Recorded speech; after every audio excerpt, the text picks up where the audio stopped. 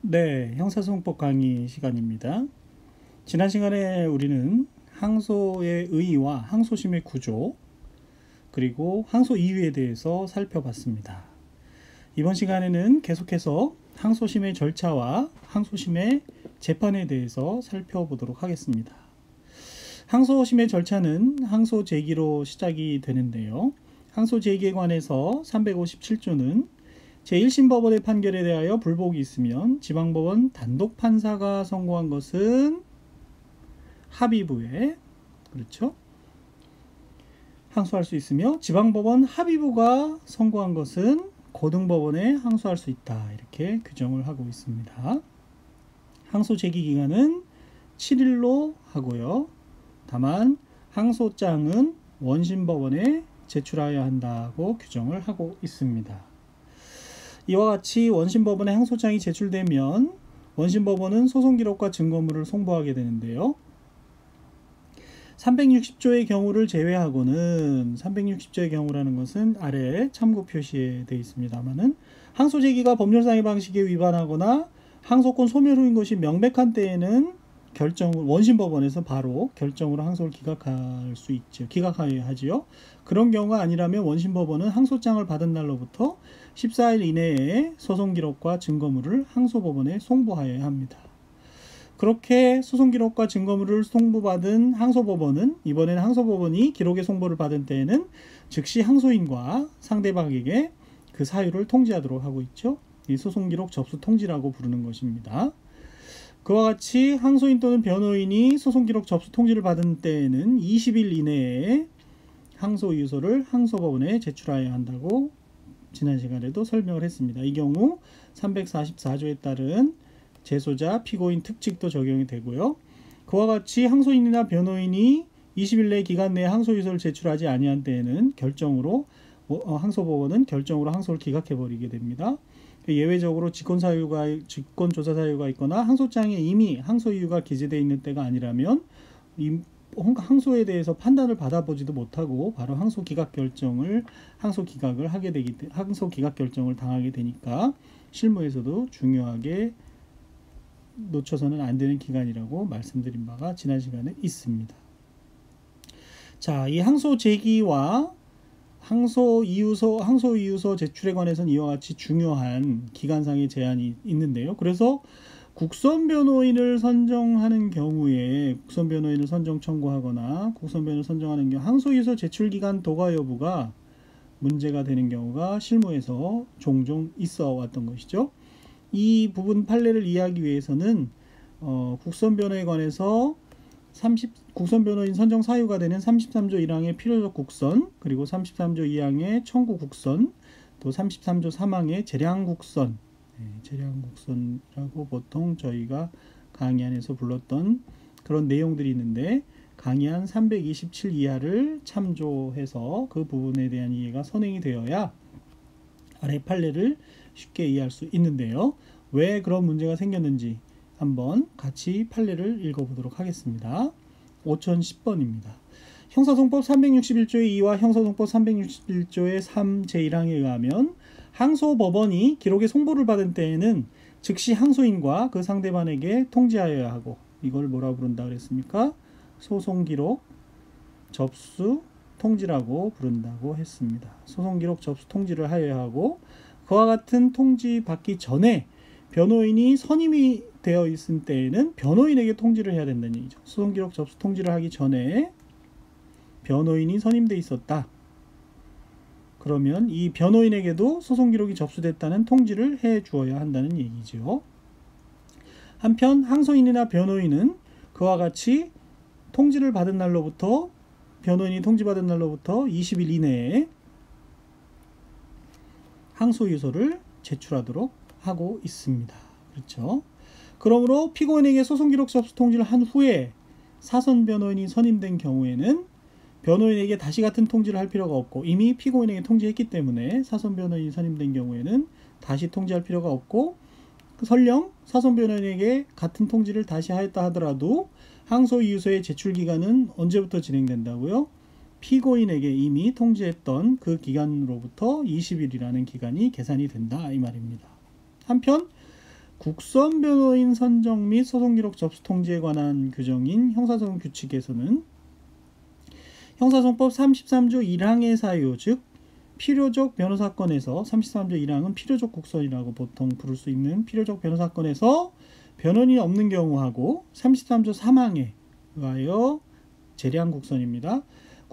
재량으로 국선 변호인을 선정한 경우에는 지체 없이 변호인을 선정한 후 변호인에게 소송 기록 접수 통지를 하여야 한다고 정하고 있습니다. 즉 33조 1항의 필요적 국선과 33조 3항의 재량 국선의 경우 변호인에게 소송 기록 접수 통지를 하여야 한다는 규정을 두고 있는데, 그와 달리 33조 2항의 경우와 같은 청구 국선의 경우에는 빈곤 기타 사유로 인해서 국선 변호인을 선정한 경우입니다.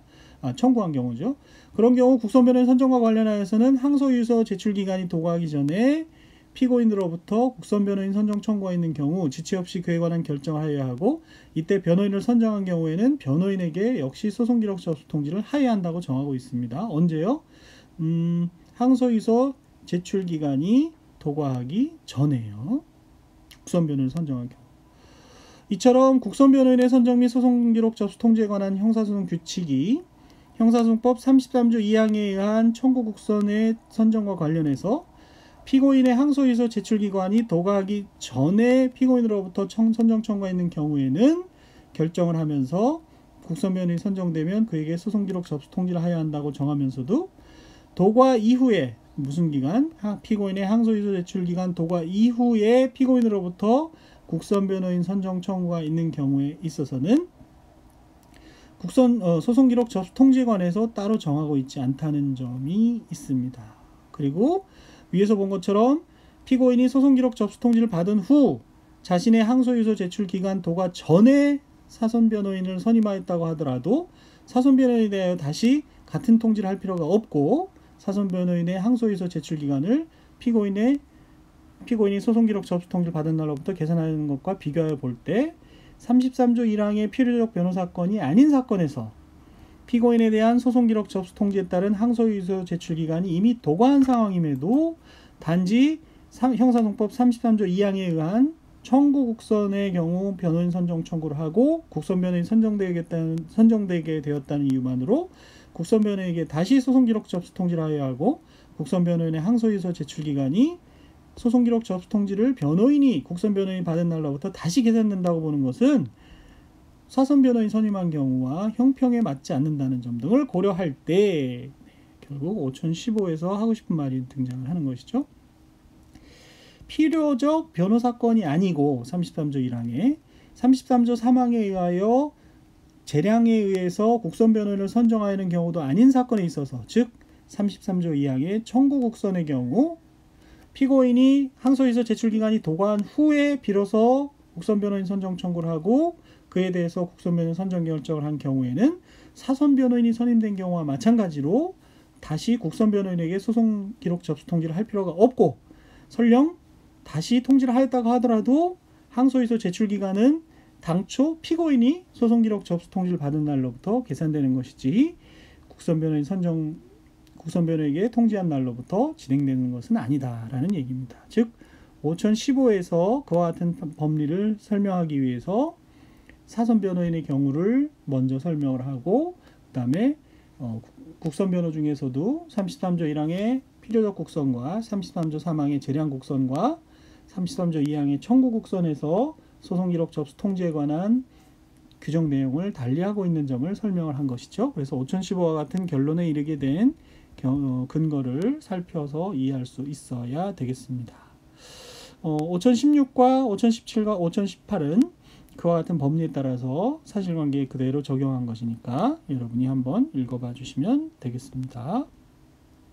이처럼 소송 기록 접수 통지를 누구에게 했을 때, 누구에게 하고 피고인이나 변호인, 사선 변호인이나 국선 변호인에게 했을 때 항소 이유서 제출 기간이 언제로부터 기산이 돼서 도과되는지를 따지는 것은 실무적으로 굉장히 중요하죠. 항소 이유서를 법정 기간 내에 제출하지 못하면 바로 항소 기각 결정을 받게 됩니다. 예외적으로 직권조사 사유가 있거나 또는 항소장 제출할 때 이미 항소이유를 기재한 때가 아니라면요. 대부분 실무에서 그런 경우는 드물기 때문에 이와 같은 문제가 등장을 합니다. 계속해서 대법원 2014년에 선고된 대법원 2014도 4496 판결을 보면요. 이번에는 33조 사망에 해당하는 재량국선 또는 시각장애인인 경우 또는에 대해서 설명이 등장을 하는데요. 먼저 5019에서는 형사소송법 33조가 국선변호인에 대해서 규정하고 있는 것은 헌법 12조가 규정하는 변호인의 조력을 받을 권리를 구체화한 것이다. 그렇게 설명을 하고 있고요. 한편 형사소송 규칙에서 본 것처럼 아까 바로 전 판결에서도 본 것처럼 33조 1항의 필요적 국선이나 33조 3항의 재량 국선의 경우에는 소송기록 접수 통지에 대해서 규정을 두면서 한편 국선변호에 관한 예규에서는 33조 3항의 재량국선이나 또는 이 사건의 경우 이제 피고인이 시각장애인인 경우인데요. 피고인이 시각장애인인 경우 1심 법원은 피고인이 명시적으로 국선변호인 선정을 원하지 않는다는 의사를 표시한 때를 제외하고는 재량에 의해서 또는 재량에 의해서 지체 없이 국선변호인을 선정한다고 규정을 하고 있습니다. 그래서 이와 같은 경우 제가 밑줄 친 부분만 5021에서 읽을게요. 양이 너무 많아서. 법원으로서는 피고인이 시각장애인인 경우 장애의 정도를 비롯해서 연령이나 지능, 교육 정도 등을 확인한 다음 권리보호를 위하여 필요하다고 인정하는 때에는 33조 3항의 규정에 의하여 재량국선 규정에 의하여 피고인의 명시적 의사에 반하지 않는 한 범위 안에서 국선변호인을 선정해 주어야 하고 방어권을 보장해 줄 필요가 있다는 것입니다. 그리고 33조 3항의 규정에 의하여 국선변호인 선정된 경우에도 항소유서 제출기간 만료시까지 항소유서를 제출하거나 수정 추가 등을 할 수 있는 권리가 마찬가지로 보호가 되어야 되는 것은 너무나 당연하고요. 그래서 이 경우에 이제 사실관계를 살펴보면 피고인이 2급 시각장애인이면서 피고인이 1심 변호인을 통하여 제1심 법원에 장애등급 심사서를 첨부한 심사결정서를 첨부한 장애등급 조정 심사결과서를 제출했는데 그 서류에 보니까 시력이 매우 나빠서 시각장애인에 해당하는 사실이 인정이 되고 항소유서 제출기간이 경과한 후에 본인에 대한 항소유서 제출기간이 경과한 후에 빈곤을 이유로 국선변호인 선정 청구를 했습니다. 빈곤을 이유로 하는 국선변호인 선정 청구는 33조 2항의 청구국선의 사유에 해당하는데요. 원심법원이 5개월 이상이 경과한 다음에 비로소 선정 결정을 하면서 국선변호인은 원심법원에 항소유서를 제출을 했지만 5개월이 이미 상당한 시간이 지났기 때문에 공판기를 진행하면서 적법한 항소유 기간 내에 항소유서 제출 기간 내에 항소유서가 제출되지 않았다는 이유로 항소를 기각을 했는데요. 이에 대해서 판례 법리에 비춰 살펴보면 33조 2항에 의한 청구국선의 경우 앞서 본 판례에서 보는 것처럼 원심과 같이 판단하는 게 맞겠지요. 그런데 원심법원으로서는 2급 시각장애인인 피고인에 대하여 33조 3항의 규정을 적용하여 시각장애 정도를 비롯해서 여러 사정을 확인한 다음 국선변호인 선정을 희망하지 아니한다는 의사표시를 할 수 있다는 취지를 고지하고 피고인의 명시적 의사에 반하지 아니하는 한 범위 안에서 국선변호인 선정을 했어야 된다는 겁니다. 그래서 비록 피고인이 33조 2항에 따라서 국선변호인을 선정한 경우라고 하더라도 그 실질은 33조 3항에 의한 재량국선의 변호인으로 봐서 그에 대해서는 소송기록 접수 통지를 새로 하고 그 변호인이 20일 내에 다시 제출하지 않았다면 문제를 삼아야지 그 피고인이 20일 내에 제출했다 그러면 괜찮다는 것이죠. 33조 2항의 경우와 달리. 그래서 이 경우에는 시각장애인으로서 여러 사정을 감안해서 33조 3항의 변호인으로 보아서 다시 소송기록 접수 통지를 그 국선변호인에게 하고 그로부터 20일이 지났는지를 따져서 항소유서 제출 기간에 도과 여부를 확인해야 된다는 그런 취지가 되겠습니다.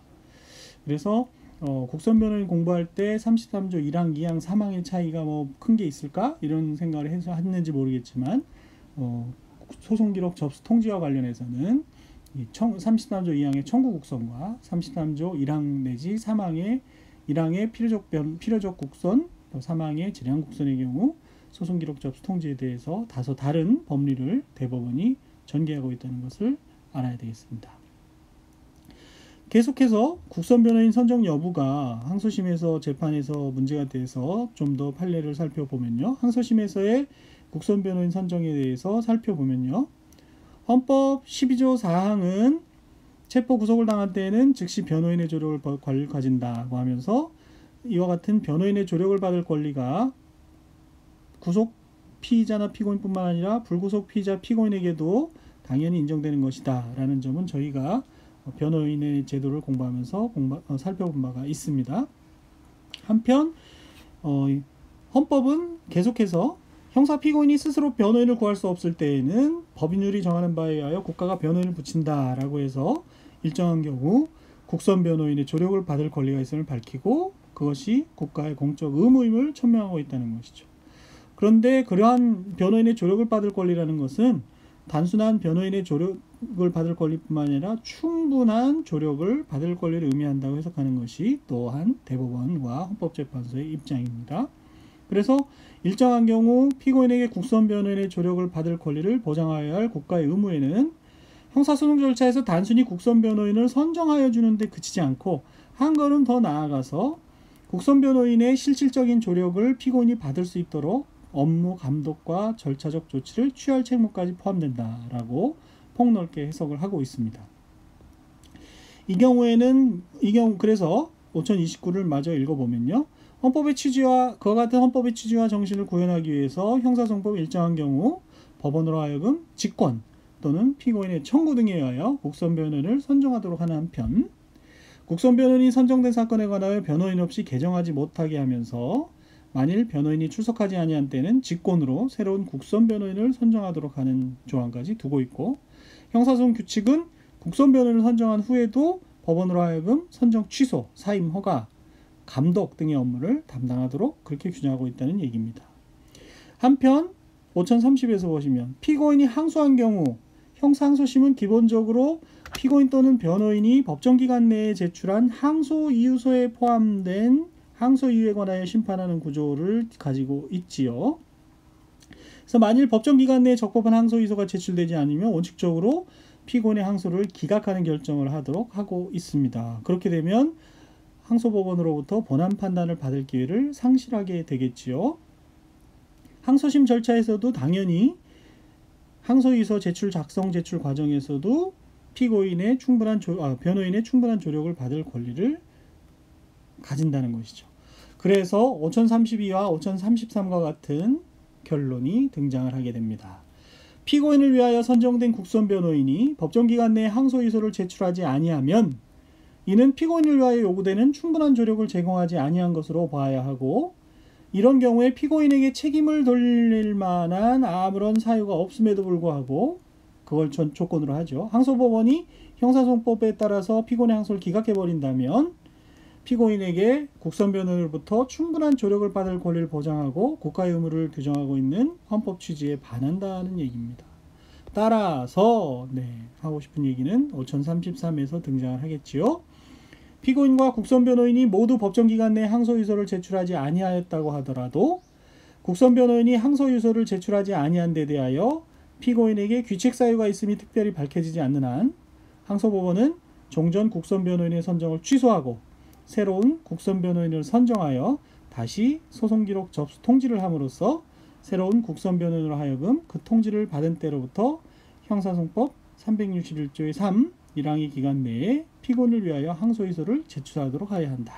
그러니까 적법한 기간 내에 피고인과 국선 변호인이 모두 항소이유서를 제출하지 않은 경우라 하더라도 국선 변호인이 항소이유서 제출하는데 피고인이 별다른 책임이 없다 그러면 국선 변호인을 새로 선정해주고 그에 대해서 다시 접수 통지를 하고서 그때로부터 항소이유서 제출 기간을 따져봐야 된다는 얘기가 되겠죠. 이 경우에는 재량 국선이든 청구 국선이든 필요적 국선이든 구별을 하지 않는 것이죠. 제 기간 내에 적법한 기간 내에 제출하지 않은 경우를 얘기하는 겁니다. 앞서 판례들하고 잘 비교해서 이해를 해 놔야 되겠죠. 이에 대해서는 반대 의견이 있었습니다. 그렇게까지 해석하는 것은 헌법상 그런 권리가 직접 도출된다고 보기 어렵다는 얘기를 하는 것이죠. 적법한 제시기간 내에, 이 항소유소 제출기간 내에 제출하지 않은 경우에 그걸로 항소 기각이지 다시 선정해줘야 된다는 것은 명문의 규정에 반한다는 뜻으로 반대 견해가 있었습니다.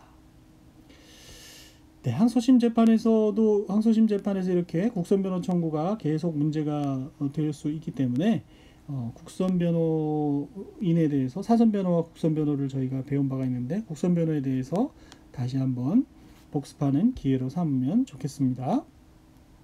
한편 2011년에 선고된 2011도 7106 판결을 보시면요. 국민참여 대상 사건인 강간치상 사건에 대해서 국민참여재판을 할 것인지 의사를 확인을 해야 되고, 네, 이 판례는 저희가 국민참여재판의 절차에 대해서 강의한 2165이하에서 다룬 판례였는데요. 그때는 이제 국민참여재판 의사 확인을 언제까지 하는 것이 언제까지 확인을 해야 되고, 그와 같은 절차를 거치지 않았을 때 소송 절차가 무효가 되고, 그런 관점에서 주로 살펴봤다 그러면은 이번 경우에는 그러한 사유가 직권조사 사유가 된다는 겁니다. 1심에서 그와 같은 조치를 밟지 않았을 때 그러한 소송 절차상의 하자가 직권조사 사유에 해당하기 때문에 항소 이유로 삼고 있지 않다 하더라도 아까 항소 이유가 적법한 기간 내에 제출되지 않은 경우 예외적으로 직권조사 사유가 있다든지 항소장에 이미 항소일 기재한 경우라면 항소심에서는 직권으로 심판할 수 있다 했는데 바로 직권으로 심판할 수 있는 경우에 해당하는다는 그런 관점에서 똑같은 판례를 다시 한번 등장시킨 것이 되겠습니다. 네, 그러니까 국민참여재판을 공부하면서도 역시 이러한 경우가 직권조사 사유가 되는 경우구나 라고 인식을 하면 좋겠습니다. 자, 그와 같이 361조의 3 제2항은 계속해서 항소유소가 적법하게 제출이 되면 항소법원은 그 부본 또는 등본을 상대방에게 송달을 하고요. 마치 민사소송에서 서면을 송달하듯이 그러면 상대방은 전항의 송달을 받은 날로부터 10일 이내에 답변서를 항소법원에 제출하도록 그렇게 규정을 하고 있는 것입니다. 전 시간 강의에서 앞선 강의에서 시간에 따라서 제가 설명을 한 바가 있었습니다. 이와 같이 항소의 제기에 있어서 항소유소 적법한 항소유소 제출 기간 내에 항소유소를 제출하는 것이 중요하다. 특히 국선변호제도가 확대가 되면서 또 국선변호제도를 변호인의 충분한 조력을 받을 권리의 관점에서 바라보는 판례들이 등장을 하면서 언제까지 항소유소를 제출해야 되는지가 실무상 여러 번 다뤄졌던 그런 경우가 있었다. 항소유서의 제출이 그만큼 중요하다는 것을 아실 수 있겠죠. 왜요? 제출이 안 되면 원칙적으로 본안에 대해서 판단을 받지 못하고 바로 항소 기각 결정을 받기 때문에 그렇습니다. 그와 같은 항소가 이제 적법하게 제기가 되면 항소심에서는 심리를 하게 될 텐데요. 항소심의 심리에 대해서는 다시 다음 강의에서 계속해서 공부하도록 하겠습니다. 네, 이번 시간에는 항소의 제기와 그에 따르는 항소유소 제출에 대해서 살펴보았습니다. 여러분 수고했고요. 다음 시간에 계속해서 항소심의 심리에 대해서 살펴보도록 하겠습니다.